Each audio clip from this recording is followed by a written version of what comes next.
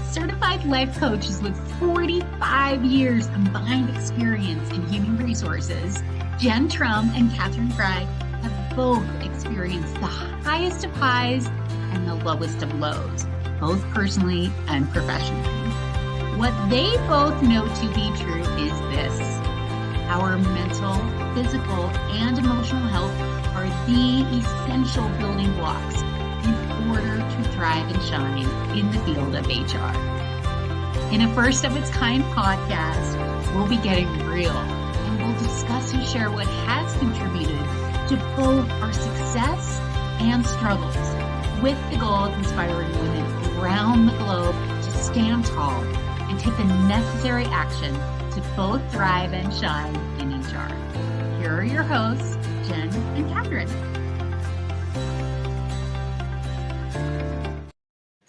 Well, hello everybody. Welcome to Thrive and Shine HR. Hey Katherine, how are you doing? Jen, I'm great. How are you? Doing so good. I'm so excited to be here with you. Today we are going to be talking about embracing change, which both of us, as we were doing our little mini show here before we got on, that can be a little bit challenging at times. So this is a great topic. It's a timely topic, and I think it'll be good to get right in. So for our listeners and viewers out there, for those who typically will see us going live on Monday mornings, we're doing it a little bit differently. You and I actually are recording here on a Thursday evening for the first time. This is how out of sorts I am. I'm like, isn't it Wednesday? No, we are Thursday. I'm not having it any other way. We are almost to Friday, y'all. I'm not having it any other way. I thank you for letting me know we are one day closer to TGIF. Yeah, woohoo! So we are just so excited to finally be at our 19th episode. We are almost to the big 2-0. And today we're talking about change and change in HR. In the last few years, boy, has there been a lot of change.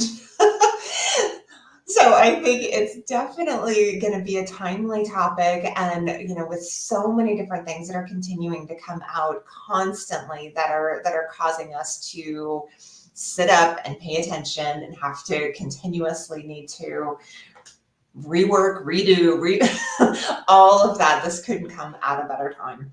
So, well, why don't we go ahead and dig in? How's that sound? I'm ready to do some digging with you. Let's do it. Okay, so with this being a theme around embracing change and transformation, let's go ahead and start off and talk about our personal experiences around change. So the first question is, share a specific instance in your HR career where you faced significant change.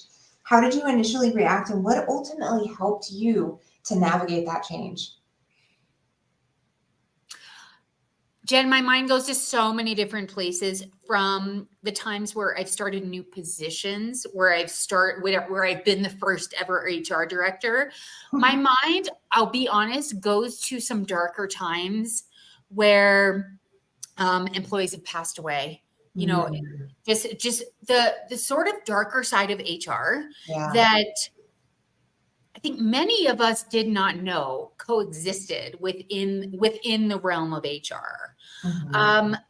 There are just so many times where I've had new bosses, or a boss that I love has left, or you and I have talked about this many times on this podcast, from the Great Recession to COVID to 9/11. And what's crazy to me, as you started making this introduction today, is that change is constant in HR every single day. So we don't even have to talk about those huge big life events, big cultural shifts, all of those things that take place in HR, because every day in HR, there's change going on. At least that is what I hear over and over again from my clients, from the women who are in HR Empower Hour, but also in my experience as well. It is just, change is a constant part of life, but especially in HR. What do you think? Completely. It's so interesting to me because I have always been one who has never been necessarily afraid of change. And Okay. so I've always kind of had more of a running into the fire type of Oh, mindset when it comes to change. And so what has been so interesting about my most current role is that, I work now for an organization that is really, really change adverse and has been very ooh, stable in terms of the environment that they've been in for many, many years. And so I've come into this organization, I've almost been here a year now, but one of the things that I've really realized, and it's kind of humbled me quite a bit, is like my embracing of change attitude. I have to be really careful on how that comes across to others. So for example, we currently are in the process of bringing on some new employees. They purchased a coffee shop, I think I shared in the podcast. And in doing so, a lot of employees just having any sort of kind of turbulence that kind of shakes up the environment, yes, really anxiety driven, a lot of uncertainty and that sort of thing. But from my perspective, this is all kind of a part of it, right? Like you said, this is actually like what we do and what it is. But for those who are uncomfortable and uncertain with that, I think one of the things within HR that we have such an opportunity to do is not only navigate our own adversity to change, right, and what that looks like, but also within the organizations we work with. I have yes, 170 employees, and their tolerance to change too. That's the other thing where I think on the HR side, it ends up feeling as though it's like this extra weight, because it's not just that lack of tolerance to change that I might have for myself. We have to be considerate of all these different people within an organization and what that yes, tolerance looks like for those people as well. And so as we're kind of navigating, the change that we're seeing within this organization, and I've been in organizations in the past where it's like, oh yeah, change, no problem. When you come in an organization and change is something that is really a more difficult thing to move and shift, when you have kind of this mindset of mind where I'm like, yeah, no problem, immediately I can recognize how that can kind of create divides within the relationships you're trying to build trust in, because they kind of see that as reckless or these different things. And so interesting. it's really been interesting for me over even the past couple of weeks where I work now, where I'm having to like gut check myself that just because I have a certain mindset around change, that does not mean that other people will. And how do you kind of navigate that within the organizational environment? So my like experience with it has been a little bit different, but actually like very eye-opening recently. So Yeah, it kind of really helps to see, wow, you know what, like my own experience is actually one small part of this. It's also then the experience of the whole, and how right. we can find that path to carve within. Yeah. Yeah. You know, all I'm thinking about right now is Paul Stoltz's book. Paul Stoltz's book. It's called The Adversity Advantage. Oh And yeah. yeah, and he came up with the idea of this adversity quotient. So some people are very adverse, they're open to change. They Mhm. in fact harness change. He uses that word very intentionally. And then down at the the polar opposite is somebody who's very resistant to change. He calls it Mhm. avoidant. And then Mhm. there are varying levels in between. Some people managing stress right in the middle. And as usual, when you start talking, I start thinking about one of my consulting clients. There's a big shift going on in the organization. One of the top leaders is leaving, and it's been very interesting. I mean, we've done a lot of work and we've been very open about Paul Stoltz's work. And I've literally drawn a diagram with steps and said, it's okay wherever you fall on these stairs, just get really honest with yourself. Are you up here and you're like, okay, we love this person who's leaving and it's okay. We're going to embrace this change. We're going to go out. We're going to find a great candidate. Or are you down here in the avoidant mode of, I don't Mhm. want things to change? And in Yeah. some ways, I think maybe you and I have talked about that. there's almost like a grieving process that goes on for the people who are very, very resistant to change. There's a lot of, this isn't happening.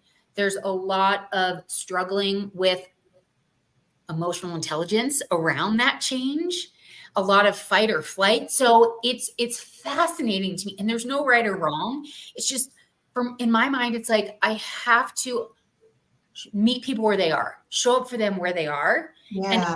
meet them no matter what, no matter how they're feeling about the change. And just having that awareness that it's okay. Some people are going to love it. Some people are going to resist it. And in HR, we help them regardless. But we have the situational awareness to say, it's okay.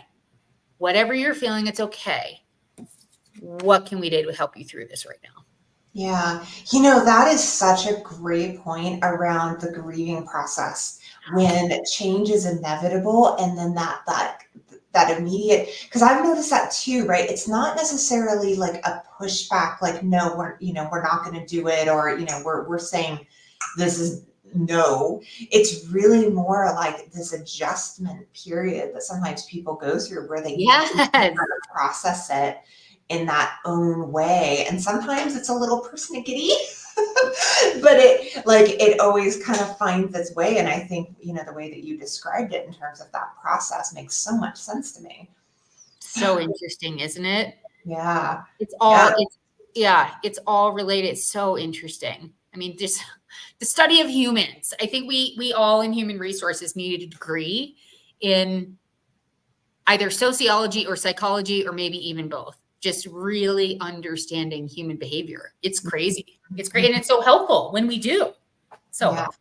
Well, and you mentioned like kind of like knowing how we can like meet people where they're at. And like in addition to that, it's like, how are we meeting ourselves where we're at? Ooh, there's some fire. Right? There's Because, some fire. considering our own personal tolerance to change, we do not get that choice, right? It's not like we're going to be able to be the ones to make that decision around when the change is going to occur. So Right. yeah, I mean, it's, oh my gosh, it kind of opens up so many different things. We could go into different tangents on it, but it makes No, I love that though. I mean, the self-awareness element yeah, of how do I show up? And does it differ with certain situations? yeah, With an HRIS system shift. I've never heard of an HR person, going back to Paul Stoltz's work, like really harnessing. I love shifting in HRIS. Like, I've never heard of. If you're out there, listeners, please reach out because I would love to talk to you. I've never met anyone like you. I have to meet you. But yeah, it's how are we showing up, and let's not forget that self-awareness piece. That's a great ad, Jen. That's yeah. just fire right there. Nice. Well, this leads into the next Nice. question pretty well. So, what are some of the biggest challenges or resistances that you face when dealing with change in an HR role or as an HR consultant role, but within the HR context? And then, how did you go about overcoming them? Oh my gosh. I mean, I'm just going to share what's coming up for me.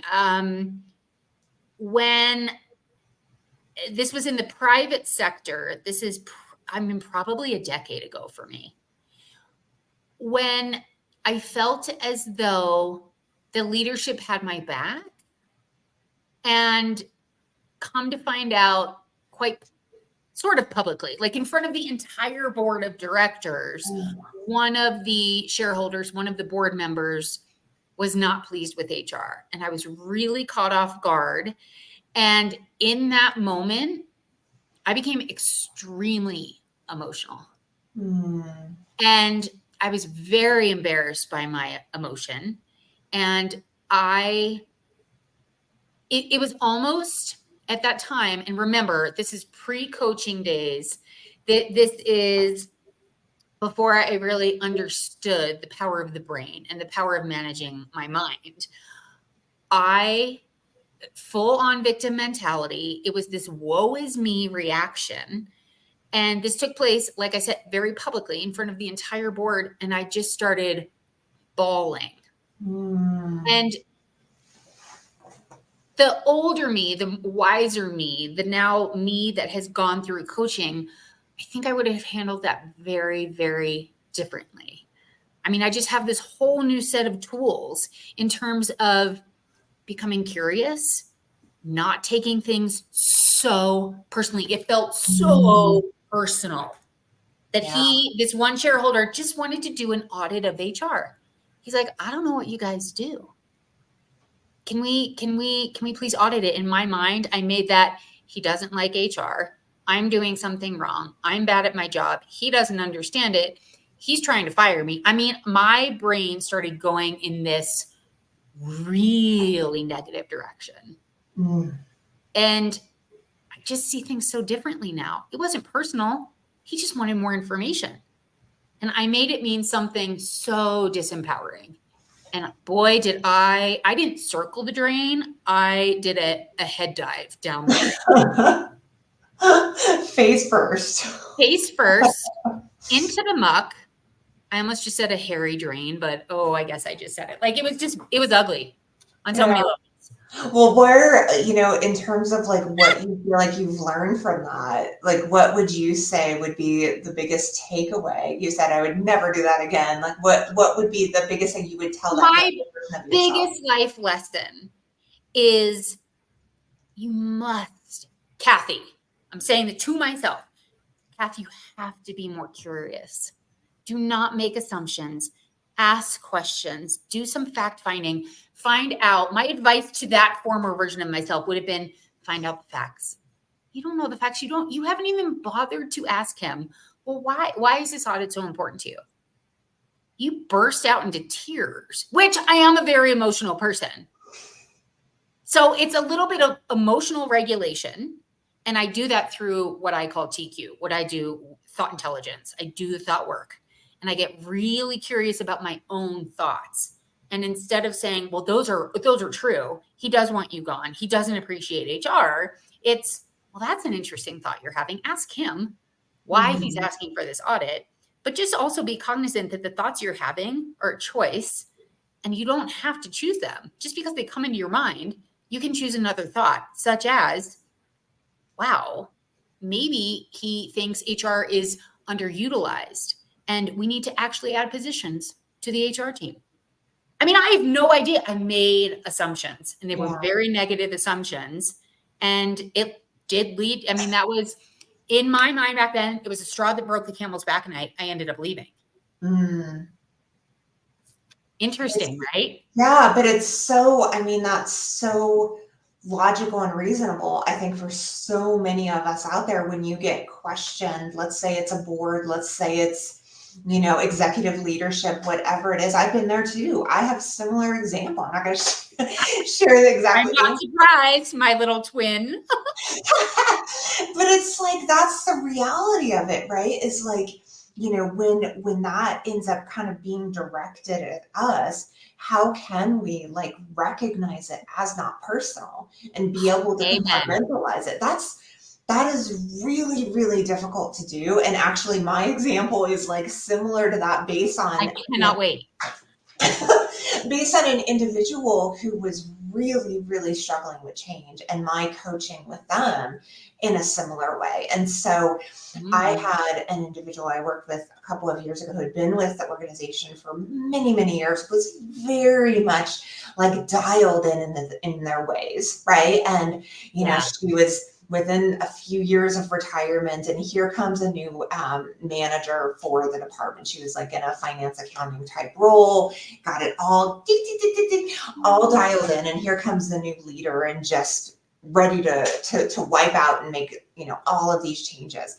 And I'll never forget, this was someone who was really, really valued in the organization as a whole, but did not feel that way, right? Who didn't see it, who didn't recognize it, who felt completely invalidated, not only by this new leader coming into the organization, but the organization as a whole, where they basically said, no, this sounds like they're making some good ideas. We're going to go ahead and let them make, these different changes, which on its surface happens all the time, all over the place, right? But when you're not necessarily taking into account how an individual is going to feel about themselves, their value, their worth.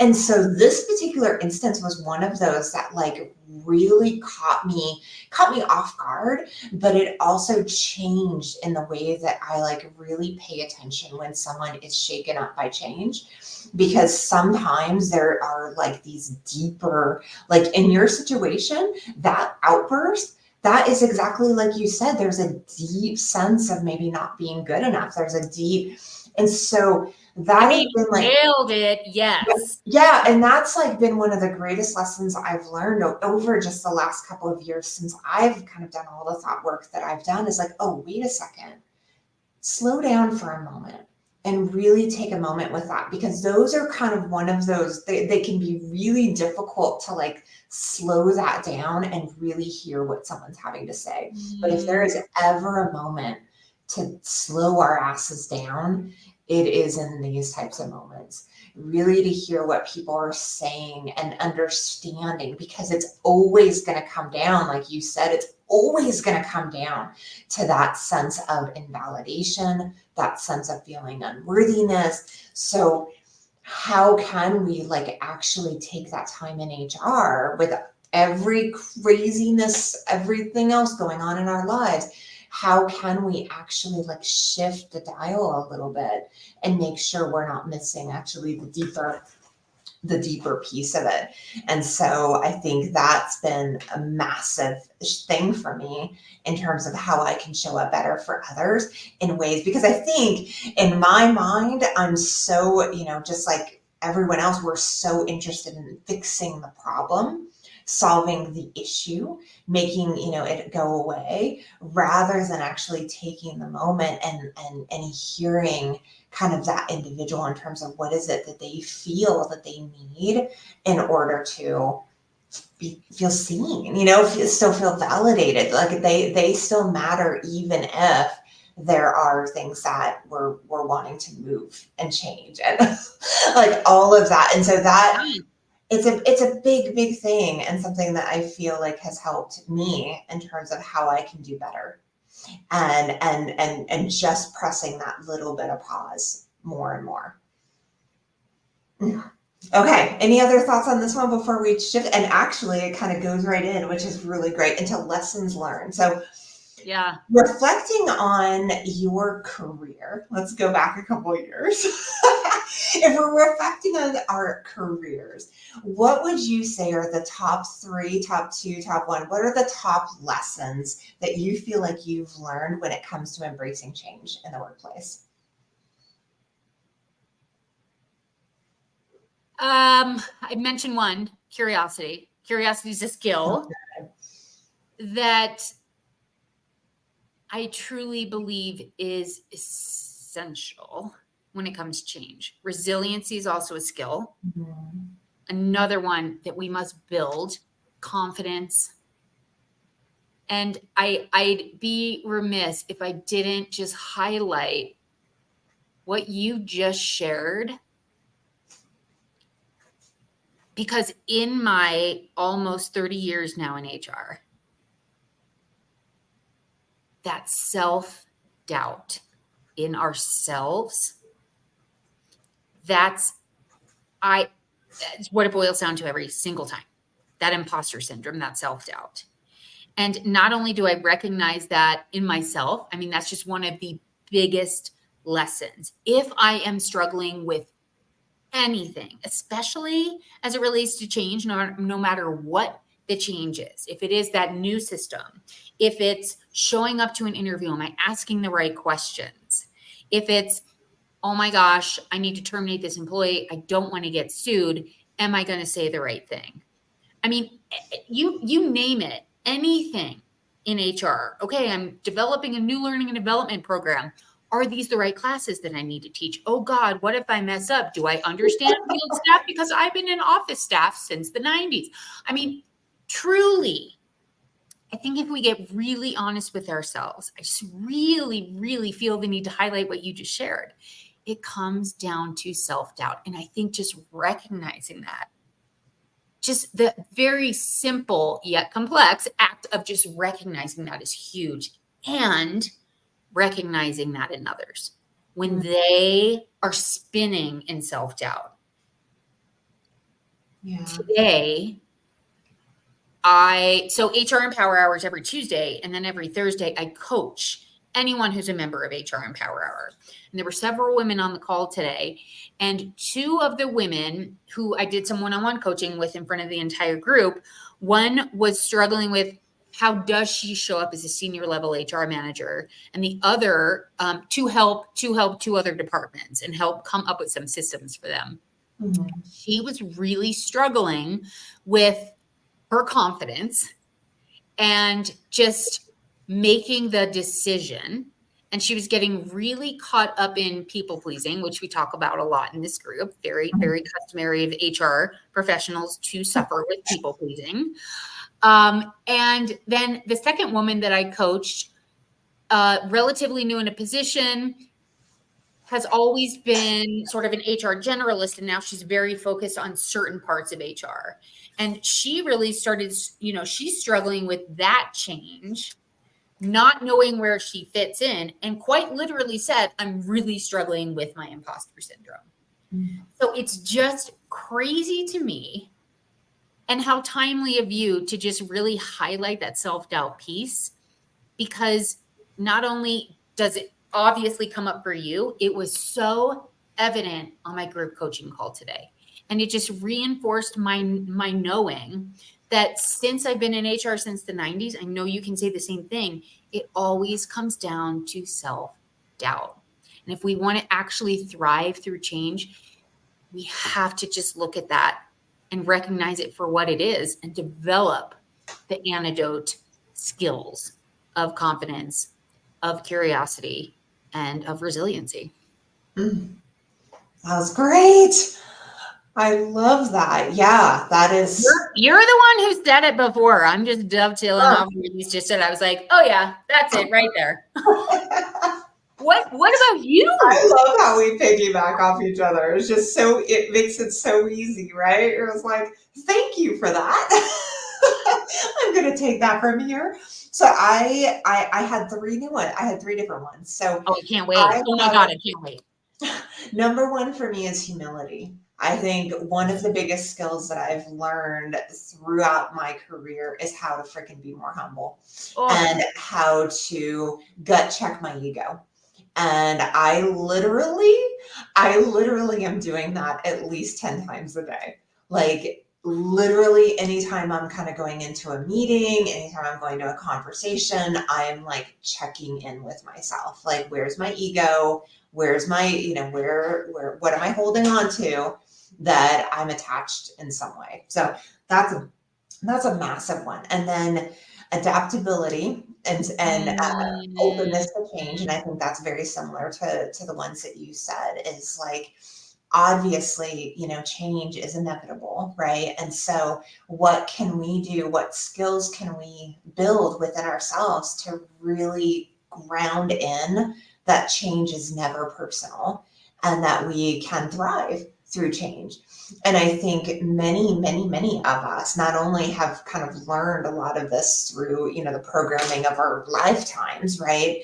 That it can be a really difficult thing to unravel and realize, okay, what is keeping me from being more open to this? And like you said, a lot of it then gets into the self-doubt and those types of things. And then the last one that I had is self-compassion. So what do we do with our self-doubt? What do we do with our imposter syndrome? We have to figure out how to learn how to be compassionate with ourselves. And it's such a thing that I think is foreign and is unusual and it's new and it's most significantly, it's uncomfortable. Right? Being compassionate and having compassion with ourselves. Like I remember, gosh, it's been a few years now, but I remember having a similar moment to what you had talked about where you started getting teary-eyed and I got called out in something and I'll never forget, like it just, as soon as it started rushing up, I had the wherewithal, thankfully, to be like, guys, I need to step out. I'm going to be back, and I was able to kind of get out of the room. But it took so much for me to like recognize how far I've come in the ability to do that, where only Yes. probably a year prior to that situation happening, I would have done exactly what you did. And I think that's how we build this within ourselves, where I was able to see it, feel it, recognize something was wrong within myself. I excused myself from the situation. So often we just do not do that Yes. because we want to be polite, we want to be, like all these things, but is it really worth it? How can we like recognize what do I need right now and how can I honor that somehow? Oh my gosh, I love that. Yeah. I love that because I just sat there and I'm sure a lot of our listeners can relate. I just sat there like trying to hold it in and it just made it worse. I was like, and berating myself. Get it together. Get it together. Do not cry. Do not cry. Do not cry. Yeah. And I love that you had the awareness to say, you know what? I'm going to have some self-compassion and I'm going to go feel my feels and I'm going to do that privately. Yeah. I love that. Yeah. But again, like there is that level of like, how can we get that to a place where we can communicate that and know it's okay? Right? Or know that it's okay to communicate whatever it is we need at the time that we need it in order to have that self-compassion for ourselves. Because I think love that. Many of us will continue to put ourselves into uncomfortable and unfavorable situations because of X, Y, or Z, Right. when really deep down we're fighting hard against it and we need to actually like listen to what it is that we're trying to tell ourselves. Truly. Okay, next question. Let's get there. All right. So when it comes to support systems, I think when we consider change and the impact of change, what have you found to be really helpful around how people can get the support they need so that embracing change is a little bit more easier and comfortable? I mean, it's I witnessed something today. I actually was asked to facilitate for a group of women, not HR. Y'all know I focus mostly on HR women, so really cool to step outside of HR. And they have had some change in terms of policy, in terms of reporting structure. And it was Memorial Day weekend, and there was a perception of a lack of leadership. And perfect storm, certain things happened with the public within this department, all women, and for different reasons, many of the women just absolutely hit a wall. And their stress came out in very, very different ways. And it was almost a perfect storm because there were several of them who reacted. But what was so interesting when they started opening up today, I have a point to all of this.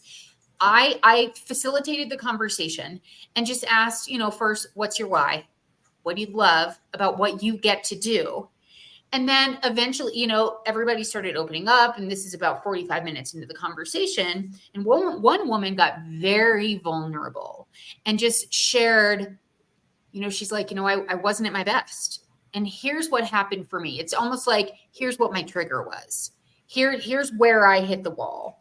And then another woman said, well, it was this us versus them. And she was really struggling with that. Another woman said, because I have a tendency to people please, and I wasn't able to people please. And they went deep, fast. And they were very humble, like you were speaking about. They were very vulnerable. And I do think that as HR professionals, when we allow and encourage people to say, listen, nobody's right or wrong, it's okay. Kind of had a shitty day last Friday. Let's talk about it. Let's talk about what actually happened. And the most beautiful thing transpired. They all wanted to support the other person. And it happened very organically. I didn't say, you need to come together as a team. I think we do a lot of that in HR. It's tell, tell, tell. Yeah. Really believe in the power of coaching. And all I did as a quote unquote facilitator was ask coaching questions. That's all I did. And the magic quite literally unfolded in the most beautiful way, that you just witness them giving themselves grace. We use those words. I mean, giving themselves grace, forgiving themselves for how they showed up, because they were all beating themselves up for how they showed up. But then they started to understand that their colleagues' reasons for, reacting to the change going on, both directly and indirectly, they were so supportive of one another. And the shame was gone. And the shame really, really just went away because of the humility and because of the vulnerability. And I think in HR, we have to understand those three basic human needs of love, safety, and a sense of belonging, and to facilitate conversations in a way, especially when change is going on, to say it's okay to truly be honest. And we have to be truly honest with ourselves in order to move the needle. And in order to really thrive through change, quite honestly. Yeah. So, I mean, quite literally, that happened just a couple of hours ago. So it's just crazy we're having this conversation. Well, I just love that so much. I mean, I think that we need more of that everywhere. Somebody patient and a kind facilitator, as I know that you were, to be able to allow the safety, like of that type of environment. Oh my gosh, Kathy, like that in any type of change of environment, that's what you need. You need a you to put in there, because that's what so often is so missing, right? Is like, instead of having a way to be able to kind of express whatever it is that is, unnerving us around the change, we end up bottling it up. Or like in my example is really around, I remember when I first moved up to Oregon, I was so excited because I moved from Sacramento, California to Oregon. And in Sacramento, they had an HR association. I really, a SHRM group that I really wanted to join, but from where I worked and where it was, I just never was able to make it. It just didn't work.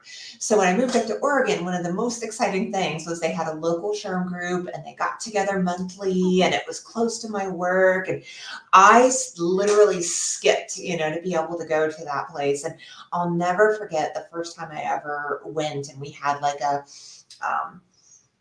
a mingle type of event, right? And I was sitting at a table with different gals in the SHRM group, and they were all talking about different things going on in the organization, different changes, right? One of them was talking about a layoff. One of them was talking about, hiring a new CEO. And all of them, as we're sitting around kind of at this table, kind of getting to know one another, they were talking about it with this air of frustration, negativity, low energy. I'll just never forget it. I was kind of sitting around at this table with other fellow HR people, feeling deflated, feeling as though it was just a bitch fest, right? And I walked away from this literally skipping in the door, and with my head as far down as it possibly could be. Wow. That day. And I didn't go back again, probably for at least a year. And what I really realized, and as I reflect back on that, is like, you can spin change, and you can spin adversity, and you could spin all of these things every which way, right? But if you have an environment that, you create, and it is not one where it promotes, encouragement, positivity, all of these things, it's Oh my gosh, it's going to just, it's almost like the perpetual hamster wheel, right? I think we're so used and accustomed to find support networks that then just end up kind of encouraging the perpetual narrative that kind of keeps us stuck. And the one thing that I've realized more than anything is if we're going to seek out support, which I absolutely think is so important, especially when we're in times of turbulence and change. We have to be so incredibly intentional around what it is that we're looking to achieve through Yes. the support that we're looking to gain. And so the example that you gave is such an amazing example on what's possible versus where most of us in HR end up because of by default, right? By default, we end up around the people that feels comfortable because they look like us, they sound like us, they have the same job titles, this, da, da, da, da, right?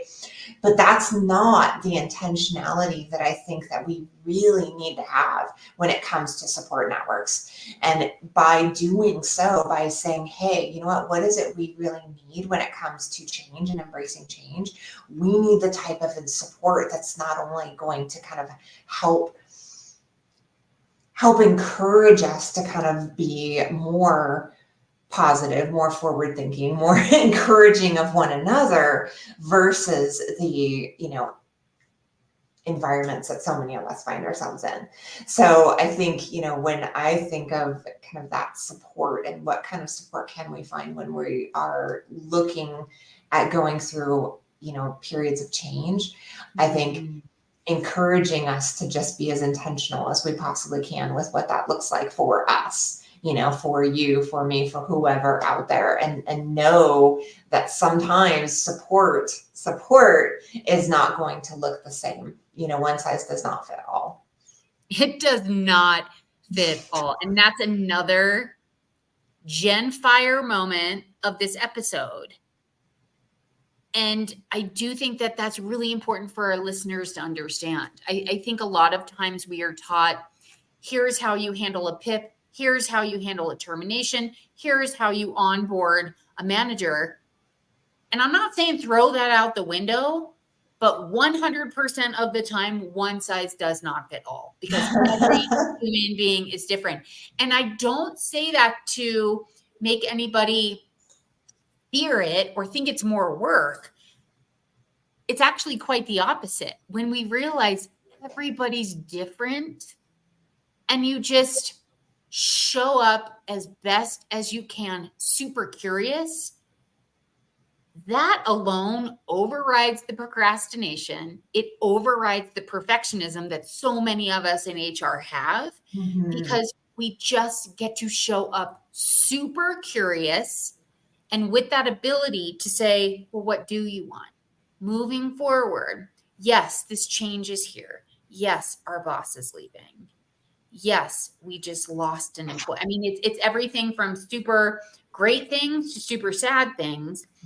What do we want to focus on? And sometimes it's helpful to grieve. And sometimes it's helpful and appropriate to help the employee shift out of their disempowered thinking and into more empowered thinking. Yeah. Every situation is different. Every person's different. And Jen, I love what you said earlier about that deep listening.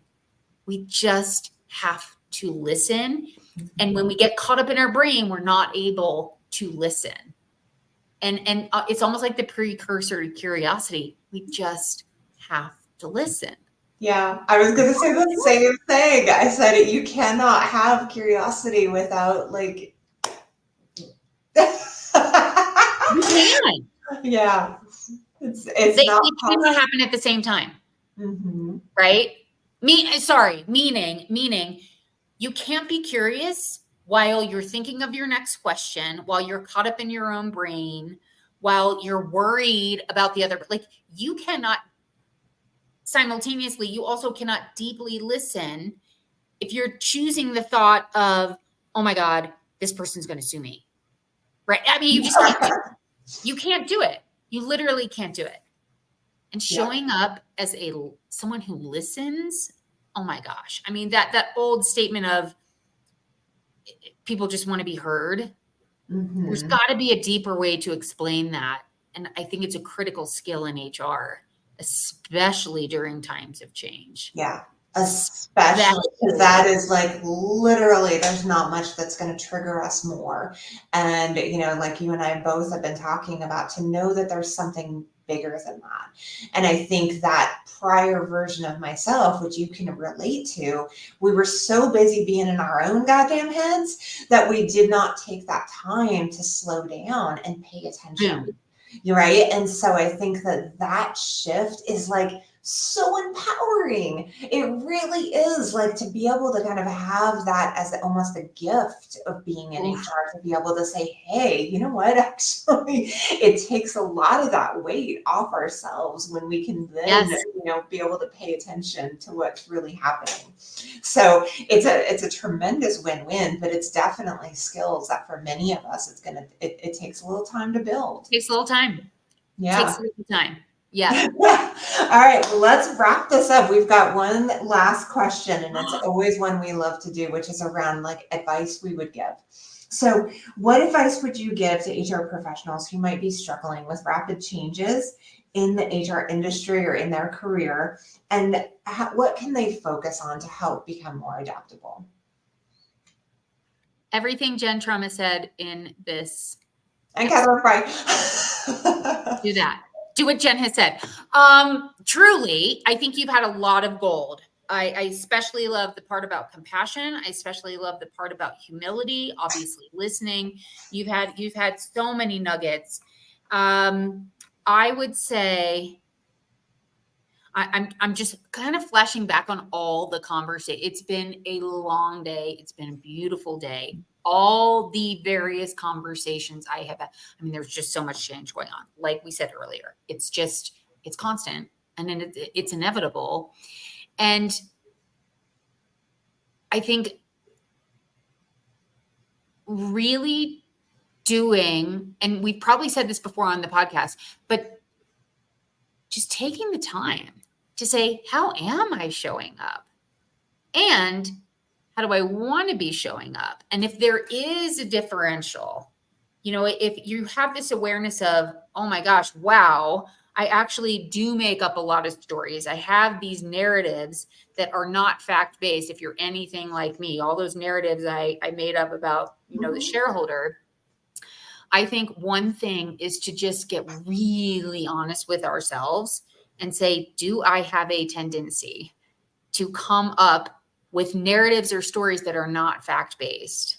And if so, do I want to be more fact-based? Do I want to deal in fact? And how can I get there? What do I need to do? And Jen, I mean, we've talked about 8 different skills that can lead us to just being more comfortable with change. And maybe comfort isn't the right word.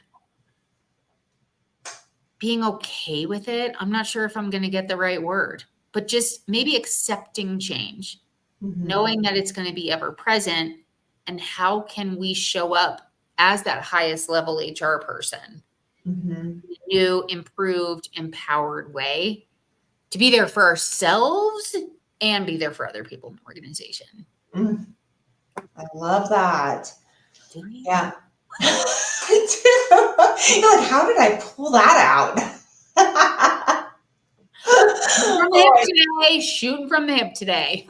It's working out just fine. So I want to hear yours, other than the fire you've already given. Yeah, I agree with everything you said. And I think that, really what matters the most, I think, for anybody who is, struggling with change or struggling with, their own role when it comes to change, is really about, like, I think you nailed it, about like, what do I need? What's really going on? And starting to become curious internally. So that curiosity that you talked about, my biggest piece of advice or biggest piece of takeaway is like, how do we become more curious about what's actually going on within? Because I just had a conversation today too with someone who was oblivious. They weren't able to see their own like thoughts to a situation because they were so busy kind of throwing things out, right?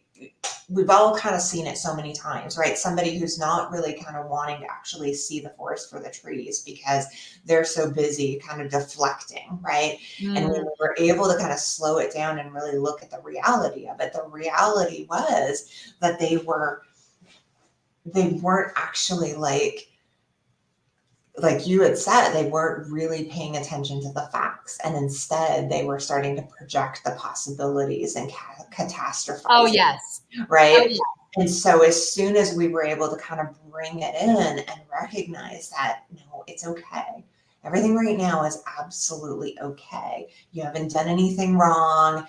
I think that sometimes that reinforcement that, can help in those types of situations are really the greatest skill that we can give to ourselves. Yes. And so this particular leader, he and I kind of sat down and we're talking about it. And as he kind of left at the end of it, he's like, I didn't need to, I didn't need to think that. It's like, no, we don't, but we're so, accustomed to kind of having that. And I think that is like kind of that skill that we can build within ourselves. It's like, what is going on, what's really happening, and what do I need in order to be able to kind of move this in some way? Because this lack of movement, this like kind of stuckness that we get when we experience change, right, I think is really just a matter of like that self-awareness. And that's 100% of the time going to be what's going to help it start to flow.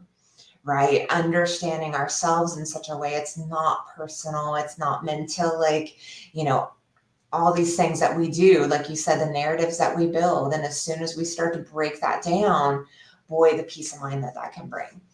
Right. And so sometimes having that support, having someone like you, Kathy, like you and I do it in our pre-show all the time. All the time. Gut checking each other on these types of things. So having that support buddy in some way, and then really being able to recognize that you are, everything is okay, that we're okay, and that we have more to learn, maybe more to grow, but it doesn't mean that you're bad or wrong. And that's so often where so many people go, but they don't know that they're going there. And how do we in HR help guide people to really recognize that they are enough? It's, and when we're not doing it within ourselves, it's that much harder to do it with others. But the more that we do that practicing within ourselves, boy, does it help us show up so we can help others see that in themselves. So for me, that's the greatest reward of the job that I have, to be able to have something like that happen today. I feel like I can leave here skipping, right? You can leave here really recognizing that, you know what, there is something really special in helping someone be able to see that they're okay. Everything's okay. All these meanings they're making, all these stories that they're making, we can kind of bring that in and be able to kind of bring a sense of calm. It's a pretty cool thing. I feel like, as usual, we were meant to meet. We live these very parallel lives, about 1,000 miles apart. You and I had very similar conversations today because I too dealt with somebody who has a tendency, well, you didn't say that, but catastrophize. You said that word earlier, and, yeah. Yeah. And you just said something that made me realize that a lot of it's HR at the 101 level. We do what we have been taught. It's almost like this traditional approach. It's like top down. Mm-hmm. And what you just described is leadership or bottom up leadership. And it's really empowering your employees. And that to me is a skill I didn't have for my first 25 years in HR. I didn't even know it existed. And you just exemplified what the power of coaching can do in an organization. And I just commend you for it and embracing it. And obviously a win-win. I mean, it's a triple win if you think about it. You are saying, I freaking love my job. I don't hear that from a lot of HR people. I Mhm. love what I did today. I love the contribution that I made. Yeah. Because you're operating at this high level with these skills that are really, really critical. So you walked away feeling great. The employee walked away feeling great, much more empowered. And Mhm. PF, the organization's in a better place because their Oh, HR person's man. happy, right? And you've empowered a manager and you've helped them in a very, very, very deep way and not the surface level way. So kudos to you. Mm. Super impressive work today. High five. I love what you did today. Ah, no, it's, I think it just really helps to like reinforce the work that we do, Yeah. why we do it, why we're here, all of that. It's like it does actually like the reaping of the rewards is actually when it's put into practice, right? And then the ability to reflect back and say, you know what, that would have never happened had I not had the awareness I do today. And I get to Yep. do that every day. Every day. I feel the same way. I mean, we're such geeks about it and proud geeks. I don't say that in Yeah, a demeaning way. yeah, yeah. HR can be fun. It It- really can. And it comes down to our approach and how we're showing up. And honestly, our belief in ourselves and our skills. 100%. 100%. Well, that is such a good segue to wrap up, unless you had any further thoughts before we wrap up today. I just want to say thank you for helping me end my day because it is evening for you and I right now at the time of recording. Always a pleasure. I always leave these episodes just feeling great. You bring so much light to my life and you make me realize how much I love our profession. So thank you. Yeah, Always so fun, Jen. Thank ditto, you. girl. Well, thank you, everyone out there, too. You are why we do what we do, too. I mean, having an audience that we can help to inspire, encourage, challenge sometimes is really truly, I think, what it's all about. So thank you so much, everybody. If you've not yet, please make sure you download the podcast. Make sure you rate us, you review us, you give us lots of love, and make sure that you check out Catherine's HR Empower Hour. If you've not before, it is amazing. So we'll make sure to put a link in there with us. Catherine, any final thoughts before we wrap up today? Keep going. Keep improving those skills. Never underestimate the importance of developing that skill of confidence, of curiosity, of resiliency, of humility, of compassion. And when we say those things, don't forget to put self in front of all of it. Oh, Self-compassion, yeah. self-confidence, all of it. Mic So drop. keep going. Keep going. You've got this. I love it. I love it. I'm going to ditto that. And thank you so much, everybody. Don't forget, every single day is an amazing day to thrive and shine in HR. Have a great day, everybody. Bye.